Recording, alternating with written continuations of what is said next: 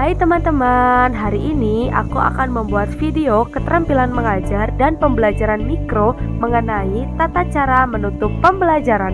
Yuk kita simak videonya. Baik anak-anak, sebelum Ibu mengakhiri pembelajaran pada hari ini mengenai distribusi, produksi, dan konsumsi. Kemarin kita sudah memahami apa itu produksi, apa itu distribusi dan konsumsi. Nah, hari ini anak-anak sudah bisa mengimplementasikan atau mempraktekkan bagaimana produksi, bagaimana distribusi, dan bagaimana konsumsi. Anak-anak sudah bisa mempraktekkan itu dengan baik ya, melalui kegiatan-kegiatan sederhana tadi yang sudah dilakukan oleh anak-anak dengan kelompoknya masing-masing. Dan menurut Ibu, anak-anak sudah bisa mempraktekkan itu dengan baik ya, sudah bisa membedakan bagaimana seseorang itu melakukan produksi, bagaimana seseorang itu melakukan distribusi, dan bagaimana orang itu melakukan konsumsi. Anak-anak sudah bisa mempraktekkan itu dengan baik ya. Kalaupun memang hari ini tuh praktek tujuannya adalah ya supaya menambah pemahamannya anak-anak ya. Jadi supaya biar anak-anak itu lebih paham. Tetapi dalam kehidupan sehari-hari juga anak-anak melakukan kegiatan-kegiatan tersebut. Anak-anak melakukan kegiatan-kegiatan produksi, kegiatan-kegiatan distribusi dan konsumsi ya. Dari pembelajaran kita hari ini dan pembelajaran kita minggu kemarin, adakah yang mau ditanyakan sebelum saya meninggalkan kelas? Silakan yang mau bertanya. Saya Bu.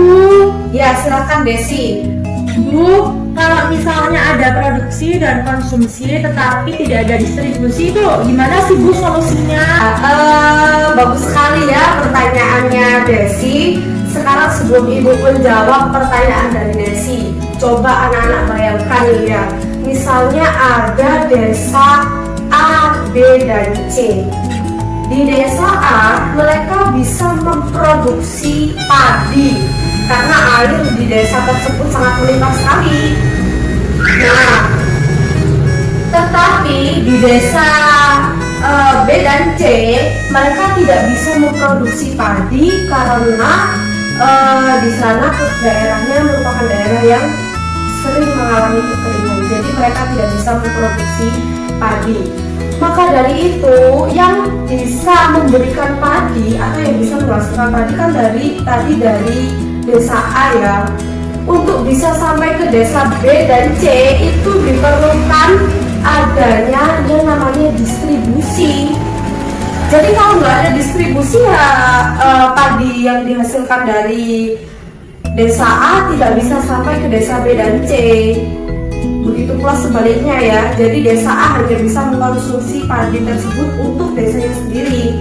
Nah, dari kegiatan tersebut jadinya kan dari desa A tidak bisa memperoleh pemasukan dari desa-desa lain. Mereka hanya bisa memperoleh pemasukan dari desanya sendiri. Padahal untuk memproduksi padi mereka butuh modal untuk benih padinya, modal tenaga kerja dan sebagainya. Nah, dari situ bisa kita simpulkan bahwa dari pertanyaannya Desi tadi ya, bahwa memang distribusi itu satu paket dengan produksi dan konsumsi. Kalau misalnya ada produksi, ada konsumsi, ya harus ada distribusi. Ya bagus sekali ya anak-anak pertanyaannya Desi ya. Tepuk tangan dulu buat Desi. Sekarang ya tadi Ibu akan memberikan nilai tambahan ya kepada Desi. Sekarang Ibu mau bertanya nih kepada anak-anak supaya anak-anak tidak lupa ya.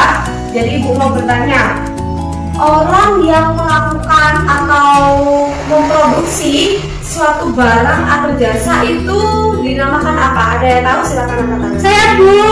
Ya silakan. Itu namanya produsen Bu. Ya betul sekali, itu namanya produsen ya. Tepuk tangan dulu untuk ulang.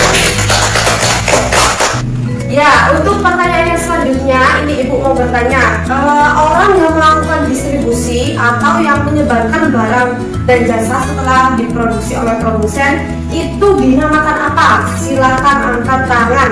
Saya Bu. Ya silakan angkat. distributor, Bu. Ya, betul sekali. Orang yang mendistribusikan barang atau jasa itu disebut distributor.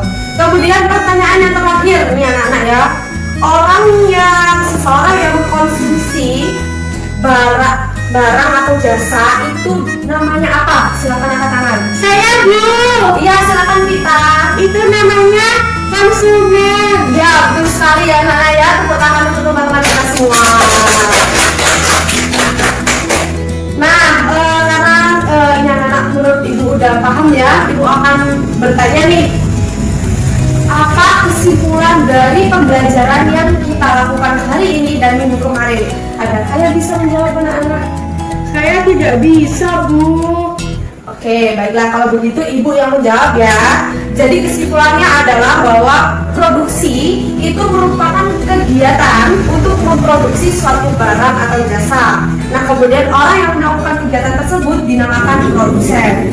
Kemudian distribusi, setelah produksi ada distribusi. Distribusi ini merupakan kegiatan untuk mendistribusikan atau menyebarkan barang atau jasa yang diproduksi oleh produsen.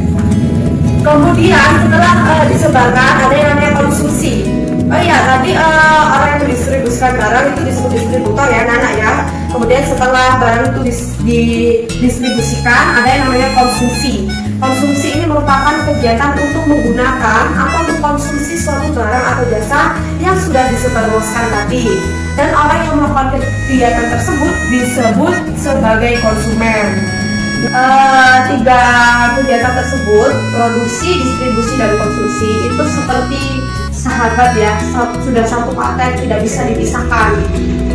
Kegiatan-kegiatan ekonomi tersebut dilakukan oleh pelaku ekonomi untuk mendapatkan input dan output ya. Jadi suatu kegiatan ekonomi itu dilakukan supaya ada input dan outputnya, supaya kegiatan tersebut bisa berjalan terus. Karena memang kegiatan ekonomi ini memang selalu ada dalam kehidupan kita sehari-hari, seperti itu ya anak-anak ya. Oke.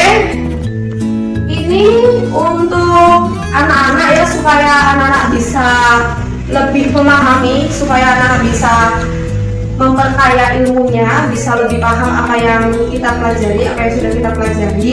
Ini Ibu akan memberikan soal evaluasi sebagai pengayaan untuk anak-anak semua ya. Silakan untuk ketua kelasnya mengambil soal dan dibagikan ke teman-temannya. Baik Bu,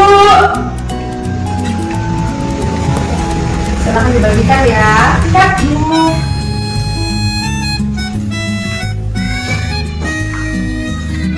Ya, sudah selesai, sudah dapat semua soalnya. Sudah, Bu. Ya, itu ada 50 soal ya anak-anak ya. 40 soal pilihan ganda dan 10 soal uraian.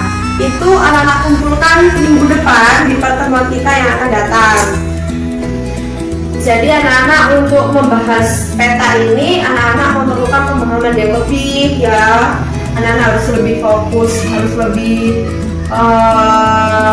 belajar lagi, karena nanti ada banyak sekali yang akan kita pelajari mengenai peta ya. Kemudian nanti sebelum kita mempelajari peta, ya seperti biasa Ibu akan mereview lagi pemahaman anak-anak mengenai materi kita yang sudah kita pelajari 2 minggu sebelumnya. Seperti itu ya anak-anak ya. Untuk soalnya tadi itu dikumpulkan minggu depan ya, jangan lupa ya anak-anak ya. Itu sebelum Ibu mengakhiri pembelajaran kita hari ini, seperti yang sudah Ibu sampaikan sebelum pembelajaran tadi, anak-anak jangan lupa untuk belajar ya. Anak-anak sudah kelas 3, jadi anak-anak harus bisa membedakan mana yang menjadi tanggung jawabnya anak-anak, mana yang menjadi kewajibannya anak-anak. Itu harus bisa dilakukan, harus bisa dilaksanakan dengan baik ya. Anak-anak harus benar-benar rajin belajar, benar-benar mempersiapkan dirinya dengan baik semaksimal mungkin ya, seperti itu. Sebelum kita mengakhiri pembelajaran pada hari ini, supaya ilmu yang kita dapatkan menjadi ilmu yang barokah dan juga bermanfaat untuk kita semua, silakan untuk ketua kelasnya memimpin doa terlebih dahulu. Baik, siap, gerak. Berdoa mulai. Berdoa selesai. Amin. Ya, terima kasih anak-anak. Terima kasih untuk hari ini. Ibu sangat bangga sekali dengan anak-anak ya. Anak-anak sudah bisa mengikuti pembelajaran ibu dengan baik ya. Kalau begitu, sekian dari ibu. Kurang lebihnya ibu mohon maaf yang sebesar-besarnya. Wassalamualaikum warahmatullahi wabarakatuh.